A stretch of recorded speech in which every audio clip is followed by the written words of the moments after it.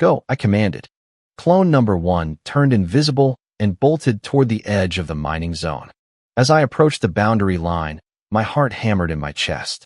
I took a deep breath and stepped across. I waited. 10 seconds. 30 seconds. A full minute. Nothing happened. No alarms. No guards. No sudden death. I let out a silent, triumphant laugh through the clone's mouth. I sprinted toward a distant town I'd heard the supervisors mentioning.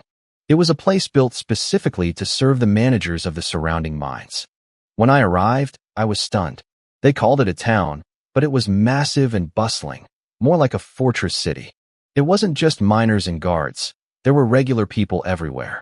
For the first time, I saw the commoners of the immortal realm. Even the weakest person I saw had a breath as strong as a nascent soul cultivator from the lower realms.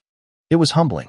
In this world, some were born as ants, and others were born as giants. I spent some time wandering while invisible, getting the lay of the land. The city had everything: shops, restaurants, gambling dens, and even brothels. Curiosity got the better of me, and I slipped into one of the high-end establishments. My jaw nearly dropped.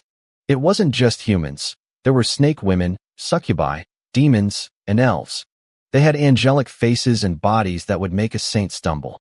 Part of me really wanted to see what a non-human experience felt like, but I shook the thought away.